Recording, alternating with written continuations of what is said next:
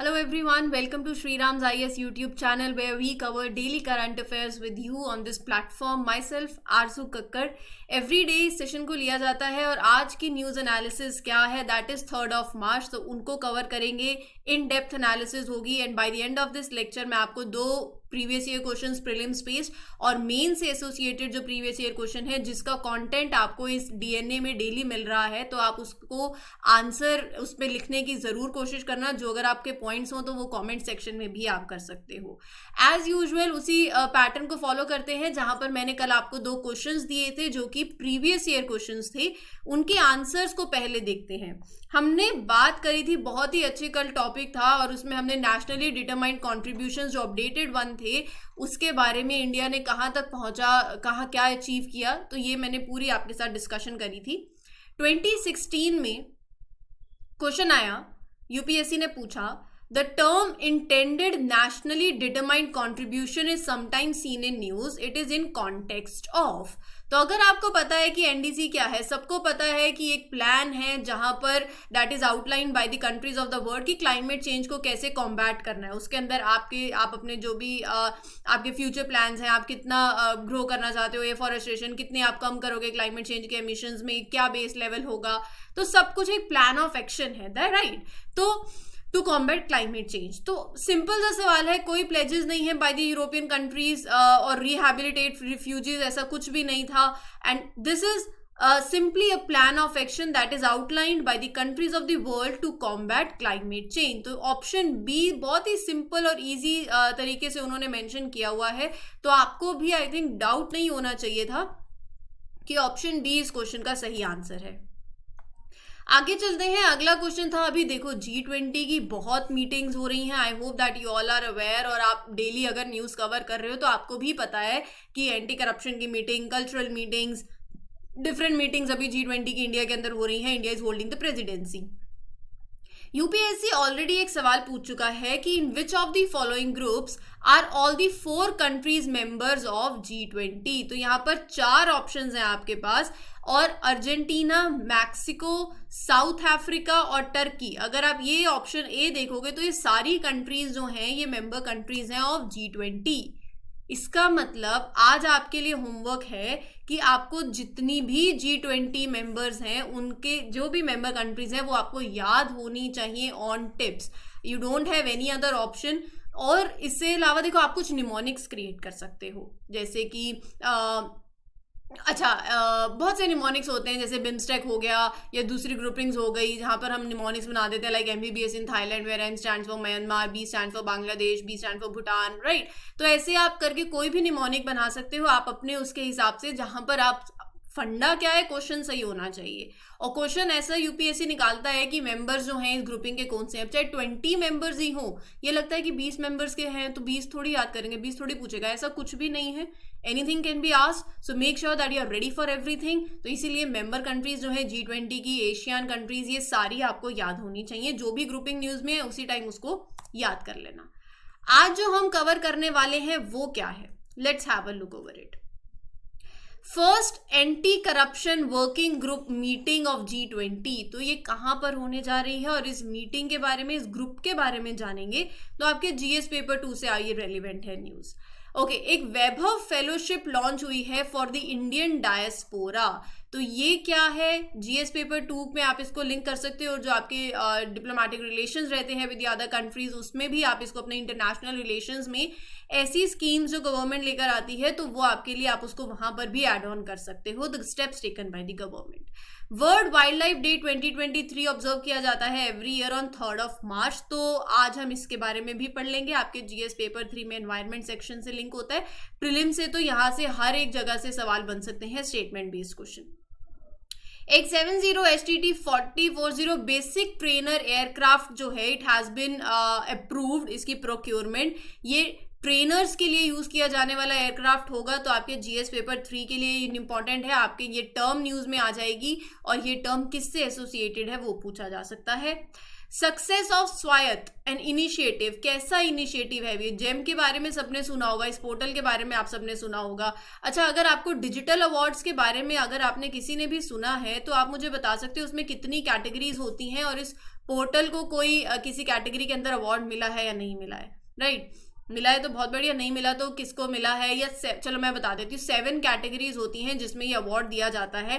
वो 7 कैटेगरीज के नाम आपको पता होने चाहिए। जैसे स्मार्ट मिशन है, इसको अवार्ड मिला ए कैटेगरी के अंदर, ई नाम को मिला है या नहीं, तो ये सब आपको मालूम होना चाहिए। नहीं भी मिला होगा तो भी बहुत बढ़िया, बाकी 7 कैटेगरीज पढ़ लोगे। कोर्ट की वर्डिक्ट ऑन ईसीआई अपॉइंटमेंट्स, एक बहुत ही ज्यादा इंपॉर्टेंट आर्टिकल जिसमें बहुत से एडिटोरियल्स हिंदू में, इंडियन एक्सप्रेस में आपको एवरीडे देखने को मिल रहे होंगे। तो ओवरऑल मैं इसका सिनेरियो पूरा आपके साथ डिस्कस करूंगी कि कोर्ट की क्या वर्डिक्ट है, क्या बैकग्राउंड है और क्या चल रहा है, क्या एप्रीहेंशंस हैं, एवरीथिंग इन डिटेल जो है आप बोल सकते हो कि जितना अभी तक हुआ है वो सम अप करके आपको इस पर्टिकुलर न्यूज में कवर हो जाएगा। India enforce as many as 84 internet shutdowns in 2022। तो जीएस पेपर 2 से आप इसको लिंक कर सकते हो। और ये किसने ये रिपोर्ट दी है, तो 84 इंटरनेट शटडाउन्स जो है ये कौन से साल की बात हो रही है, तो वो सब देखेंगे। ठीक है, तो आई थिंक अब आपको ओवरऑल पिक्चर मिल गई है कि आज हम क्या कवर करने जा रहे हैं। तो उसी से रिलेटेड आपकी ये पहला न्यूज है, let's have a look over it. Okay, तो क्या कह रही है न्यूज? बहुत ही सिंपल सी न्यूज है।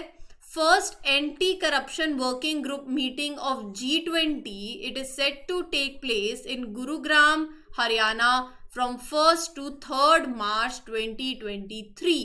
तो पहला बात तो यही है कि ये जो anti corruption working group meeting है ये कहां पर होने जा रही है, कहां हुई? गुरुग्राम में, हरियाणा के अंदर। तो इंडिया की चेयरमैनशिप रही है, we all know that, and the co chair country was Italy. First point, over 90 delegates, कहां से? From 20 member countries, 10 invite countries and 9 international organisation, सबने मिलकर यहां पर they all were engage in the detailed deliberations. किस चीज पे deliberations हुई? On strengthening the international anti corruption mechanisms. इसको और ज्यादा स्ट्रेंथन किया जाए और इस पे डेलिब्रेशंस हुई। इफेक्टिवनेस कितनी है और उसको कैसे एनहांस किया जाएगा, फोकस एरिया यही है। Enhancing the effectiveness of asset tracing and identification mechanisms, rapid रीस्ट्रेन of illicit assets, developing mechanisms for that, effective use of open source information, recovery networks को प्रमोट करना। तो बेसिकली जो भी एंटी करप्शन मैकेनिज्म्स ऑलरेडी हैं internationally, आपको वो deliberations हुई हैं, वो डिस्कशंस हुई हैं इस मीटिंग में, आप उसको और ज्यादा स्ट्रेंथन कैसे करोगे। इंडिया की G20 की प्रेसिडेंसी की थीम क्या है? सबको पता होगा, वसुधैव कुटुंबकम और one earth, one family, one future. जो हमारी जो कल्चरल मीटिंग्स भी हुई हैं, जो खजुराहो मध्य प्रदेश में मैंने आपको बताई थी, तो वो भी इसी थीम के बेसिकली सराउंडेड थी। तो देखो, इंडिया की इतनी कल्चरल डाइवर्सिटी है, तो वो शोकेस करना वो हमारा एक स्ट्रेंथ है। तो ऐसी थीम्स होना बेसिकली और इस पे हम बात भी करते हैं अपने कल्चर को प्रिजर्व करने की और ऐसी लाइफस्टाइल की that is environmentally sustainable, right? तो ये सब बातें होती हैं। अब बैक अगर मैं आऊं इस G20 के एंटी करप्शन वर्किंग ग्रुप पे, it was set up in June 2010। Important है, याद में रख लेना। कौन सी सबमिट में? That is also very important, Toronto summit, right? It has been at the forefront of guiding the anti corruption initiatives, क्योंकि वर्किंग ये जो ग्रुप है ये बहुत आगे ही रहेगा, जहां पर आप एंटी करप्शन इनिशिएटिव्स में you give the guidings to the G20 countries. इसका प्राइमरीली गोल जो है that is to give recommendations that are very comprehensive on how G20 could continue to make practical and valuable contributions to the international efforts to combat corruption।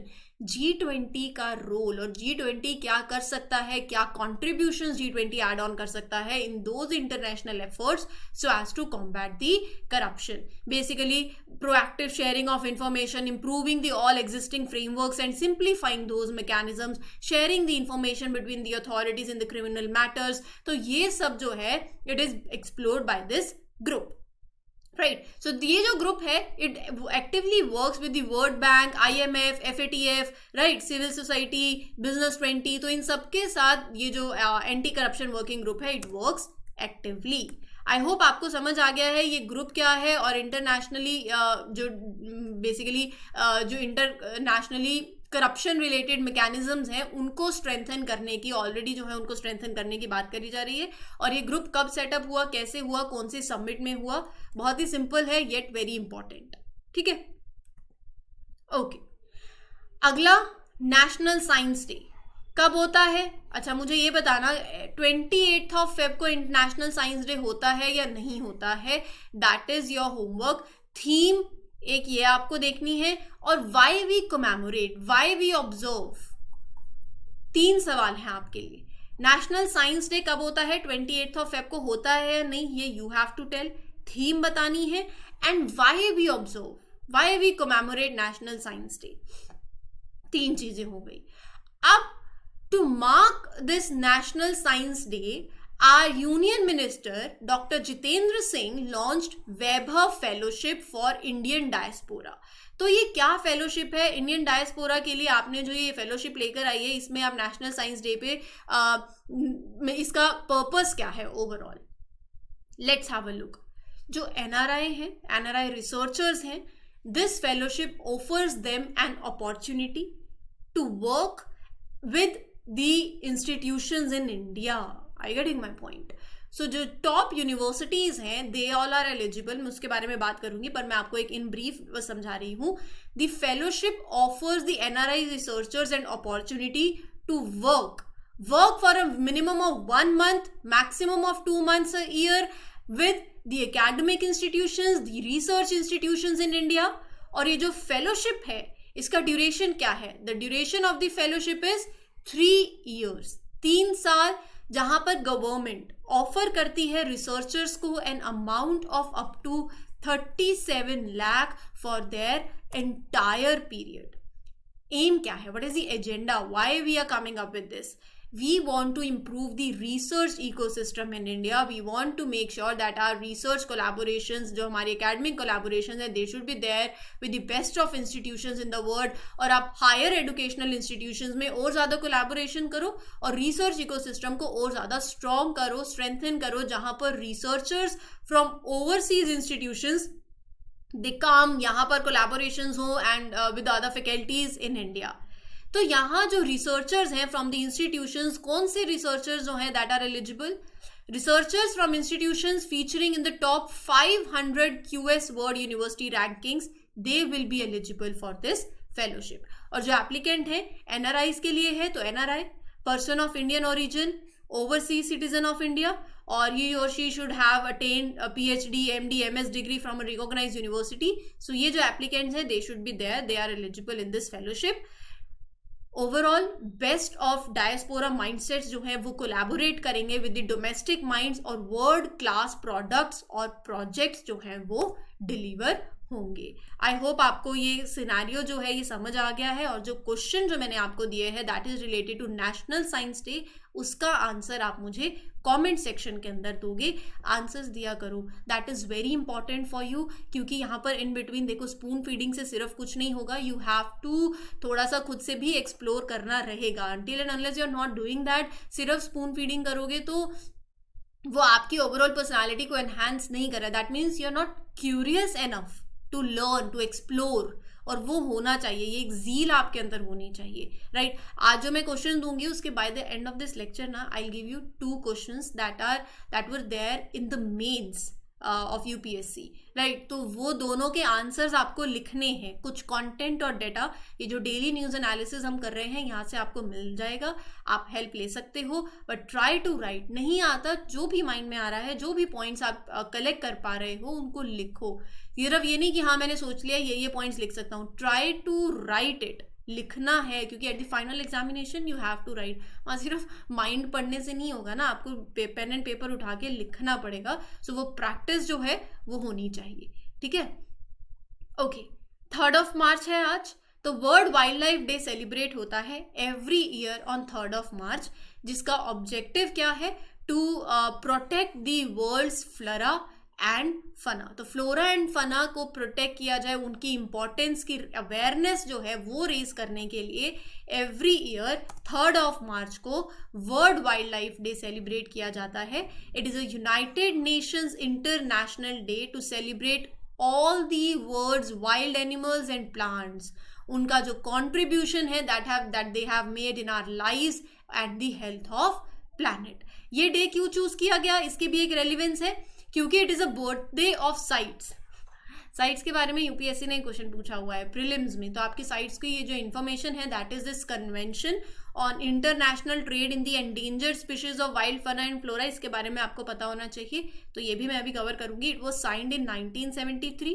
इस साल world wildlife day 2023 की theme है partnership for wild life conservation. देखो बहुत से हमारे methods होते हैं, टेक्निक्स हैं, एक्टिविटीज़ हैं जो हम कैरी आउट करते हैं ताकि हम इनकी जो रेलिवेंस है, अवेयरनेस है वो स्प्रेड करें। अभी एक एलिफेंट डेथ ऑडिट फ्रेमवर्क लाया गया, इफ़ यू रिमेंबर, तमिलनाडु की स्टेट, डू यू रिमेंबर, जहां पर हमने इसको कवर भी किया था रिसेंटली। आप लिंक कर सकते हो कि क्या स्टेप्स वल्चर के रिगार्डिंग हमने कितनी बातें करी हैं, हमने ऑलिव रिडले टर्टल्स की भी बात करी है, कितनी स्पीशीज जो है इंपॉर्टेंट स्पीशीज हैं इन सब की डिस्कशन करी, और ऐसे स्टेप्स वल्चर कंजर्वेशन प्लान 2020-2025 तक, वल्चर सेफ जोन्स, ये बात कर ली, और ये already we have covered it in the previous sessions. मैं आपको रिमाइंड इसलिए करा रही हूँ ताकि वो होता है ना, यादें ताज़ा हो जाना, वो हो जाएंगी। और आप जिनको नहीं याद आ रहा है वापस से लेक्चर को देखना, क्योंकि they are very important and you can link it. Tamil Nadu का जो फ्रेमवर्क है दैट इज कि आपको और ज़्यादा अच्छे से पता चलेगा, it will bring out the transparency कि एलिफेंट्स की डेथ जो है वो हो कैसे रही है actually, and then you can come up with the steps also, right. Coming back to the facts about CITES, that is the Convention on International Trade in Endangered Species of Wild Fauna and Flora, ये एक international agreement है governments का, between the governments, और इसका resolution जो है it was drafted as a result of a resolution that was adopted in 1963 और ये फोर्स में आया इन 1975, राइट। तो इसका सेक्रेटरीट जो है it is administered by UNEP, और कहाँ पर लोकेटेड है, जिनेवा, स्विट्जरलैंड के अंदर। ये conference of parties to CITES, it is a supreme decision making body of the convention and comprises of all its parties, जिसका रोल क्या है, टू इंश्योर जो इंटरनेशनल ट्रेड होता है of the wild animals and plants, ये उनके survival of the species, it does not threaten that, right. तो याद में रखना इसका फंडा, इसका एम जो है वो बहुत ज्यादा इंपॉर्टेंट है। Coming to the next article, ये एक एयरक्राफ्ट है HTT-40, ये एक एयरक्राफ्ट यूज किया जाएगा for the trainers, basic trainer aircraft है, and union cabinet has approved this procurement, जिसकी कॉस्ट है 6,828 crore for the Indian air force. 2-3 बातें हैं, सिंपल इजी आर्टिकल है, प्रीलिम से बहुत सवाल बन सकते हैं, please do remember that. The Hindustan turbo trainer 40, ये एक बेसिक ट्रेनर एयरक्राफ्ट है, क्योंकि देखो इसकी स्पीड जो है that is low speed, better training में आप इसको इफेक्टिवली यूज कर सकते हो। It is designed in such a manner ताकि इसको हैंडल करना बहुत ईजी मतलब हो सकता है, एंड इसकी जो स्पीड है it can achieve a top speed of 450 kilometre per hour and with a maximum range of 1000 kilometre. It has a maximum take off weight of 2.8 tonnes. ये एयरक्राफ्ट डिजाइन किया गया है it has been designed and developed by Hindustan aeronautics limited. बहुत ही important है, please do remember that. As I mention that it has a very good low speed handling for the better training. जब आप देखो, आप कार सीखिए, कभी bike सीखी हो, कार सीखी हो, तो जब आप ट्रेनिंग के लिए जो व्हीकल्स लेते हो वो अलग तरीके से जो है डिजाइन होते हैं, क्योंकि पता है कि इनका जो पर्पस है that is all together different, right. So these aircraft will meet the shortages and जो ट्रेनिंग के लिए यूज होते हैं for the newly induced pilots of the Indian air force.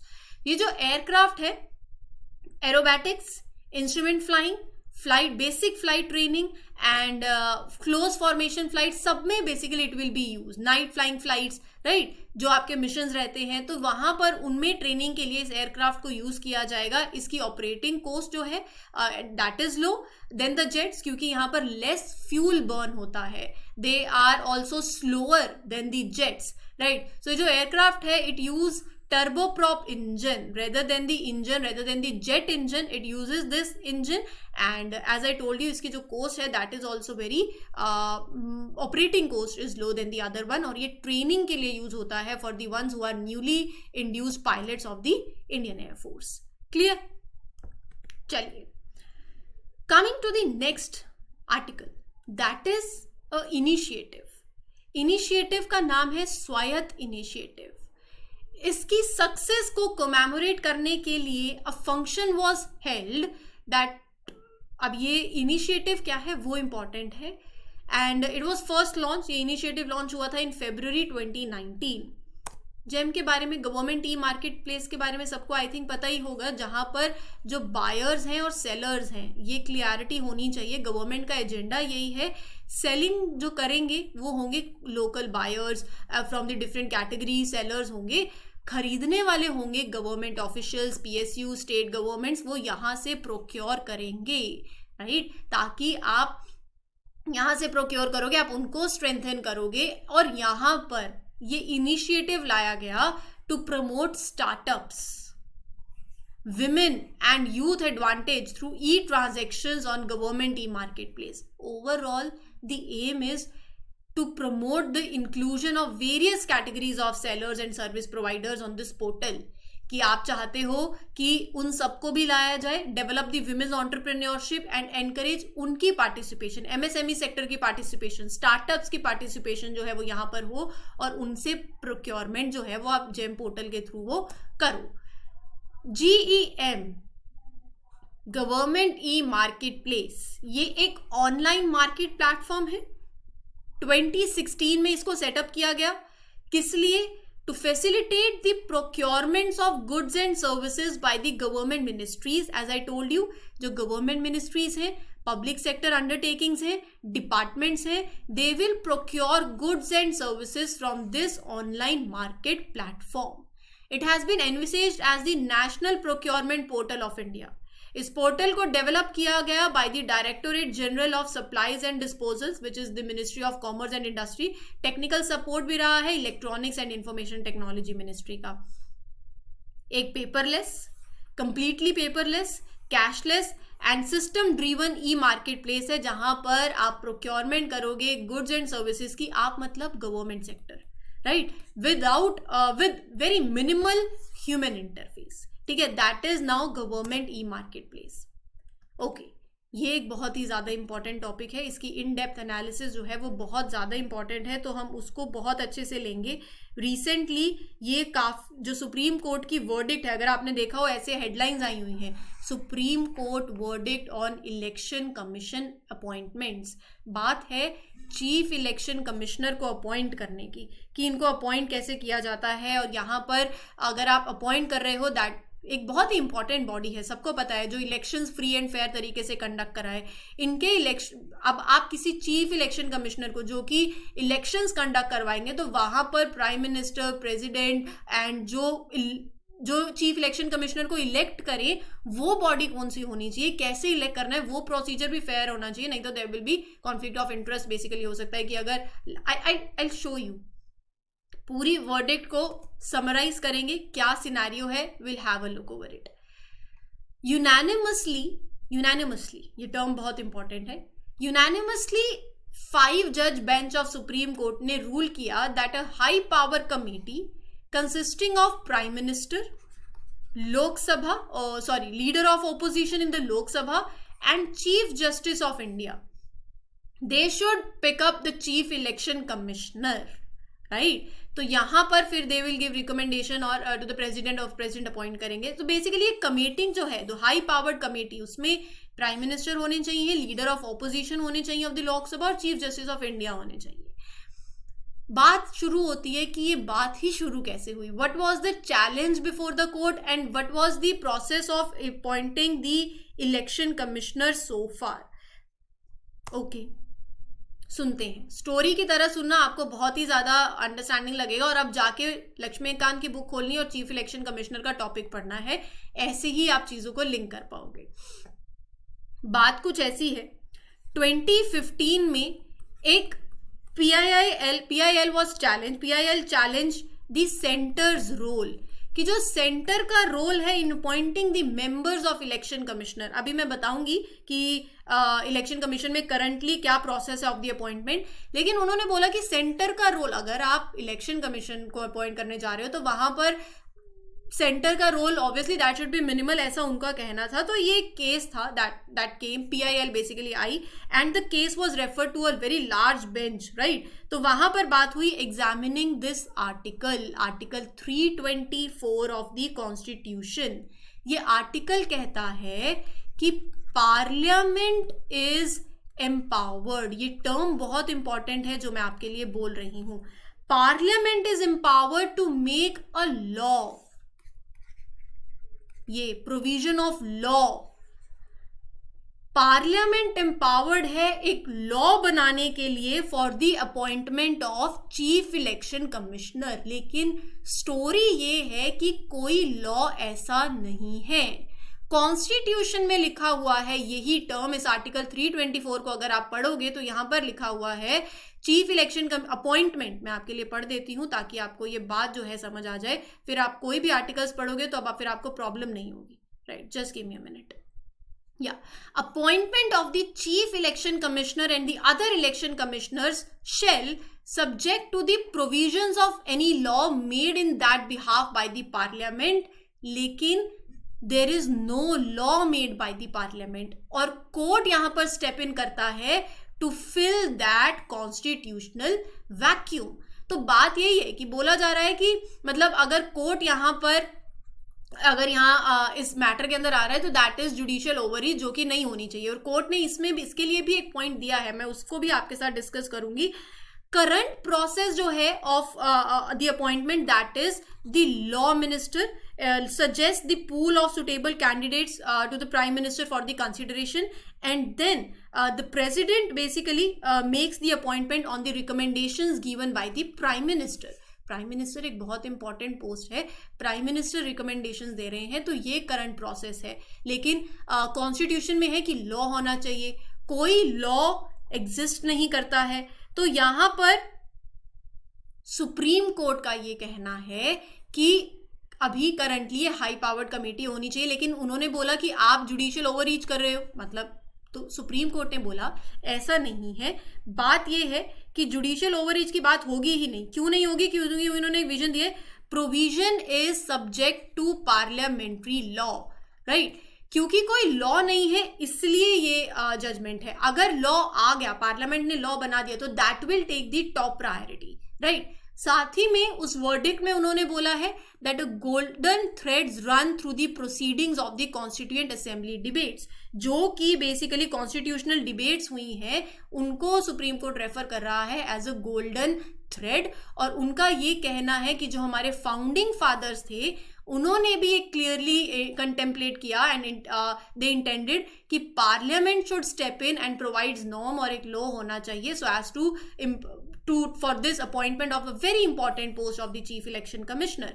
There was parliament, मतलब उनका ये कहना है कि जो फाउंडिंग फादर्स है उनकी कोई ऐसी इंटेंशन नहीं थी. दे डिड नॉट इंटेंड कि एग्जीक्यूटिव एक्सक्लूसिवली अपॉइंटमेंट करेगी ऑफ द इलेक्शन कमिश्नर. तो ये पूरी जो है सुप्रीम कोर्ट की इसके रिगार्डिंग वर्डिक्ट रही है. और उन्होंने कहा है कि अगर कोई लॉ नहीं है तो supreme court will not shy away for stepping into to fill this gap. तो बेसिकली उनका ये कहना है कि उन्होंने गैप फिल किया है. अगर ऐसी कोई वर्डिक्ट आएगी तो ऐसा कोई लॉ अगर पार्लियामेंट लेकर आएगा तो सुप्रीम जो पार्लियामेंट का लॉ होगा that will take the top priority. लेकिन वैक्यूम क्रिएटेड है तो यहां पर सुप्रीम कोर्ट विल नॉट शाई इन फिलिंग दैट वैक्यूम. अब आई थिंक आपके लिए ये जो ओवरऑल सिनेरियो है, ये जो वर्डिक्ट है, ये क्लियर हो चुकी है. करंट जो किस तरीके से चलता है इलेक्शन कमिश्नर के अपॉइंटमेंट्स, वो भी मैंने आपको बता दिया है. लेकिन आपके लिए एक होमवर्क है, you have to refer to Laxmikanth and please chief जो इलेक्शन कमीशन है उसके बारे में आप पढ़ लेना, क्योंकि ये फिर आप स्टैटिक को ऐसे ही लिंक करोगे तो आपके लिए ही बेनिफिशियल होगा. 2 क्वेश्चंस हैं. 2016 में क्वेश्चन आया था. देखो स्कीम से बेस्ड कैसे क्वेश्चन आता है. Stand up India scheme important है वैसे भी. 2 क्वेश्चन थे, आपको इसका आंसर बताना है. First is with reference to stand up India scheme, which of the following statement is or are correct? Its purpose is to promote entrepreneurship among the SC/ST women entrepreneurs. It provides for refinance through SIDBI. बहुत ही simple 2 statements हैं, 4 options हैं. Give me the answer. जब diseases news में चलती है ना तो यूपीएससी भी क्वेश्चन पूछता है किस तरीके से आते हैं, have a look over it. First, second and third option है. Which of the following diseases can be transmitted from one person to another through tattooing.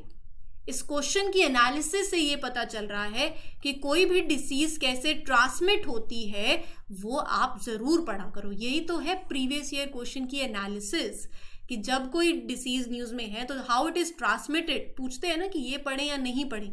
यहाँ से पता चल रहा है कि पढ़ें, क्योंकि क्वेश्चन आता है ऐसा कि ये ट्रांसमिशन इसका कैसे होता है. 3 ऑप्शंस हैं, chikungunya, hepatitis B, HIV AIDS. Tattooing से कौन सी डिसीज जो है transmits from one person to another. 4 options हैं, you have to mention the answer.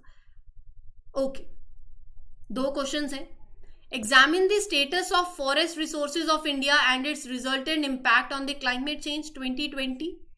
एक ये क्वेश्चन है. अगर आप 2 क्वेश्चन दे रही हूँ, कोई एक क्वेश्चन आपके लिए चलो ऑप्शन है. 2020 के 2 क्वेश्चन लिए हैं मैंने. हमने कास्ट बेस्ड डेटा जो है उसके बारे में कवर किया था. मैंने आपको बहुत से आर्टिकल्स बताए थे जो हमारे कॉन्स्टिट्यूशन के अंदर हैं that are related to that particular topic of cast.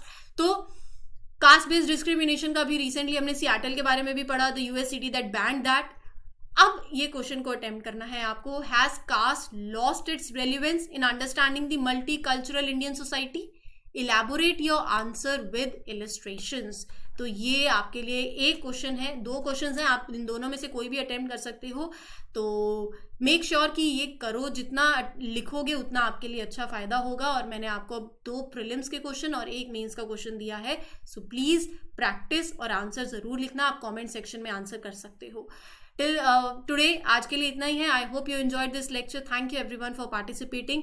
Do subscribe to Shriram's IAS channel for further videos and like this session and share it with the other aspirants as well. I, Arzu Kakkad, I'm signing off. We'll meet you tomorrow with other news articles for the DNA news analysis. Thank you, daily news analysis. Thank you everyone. Take care.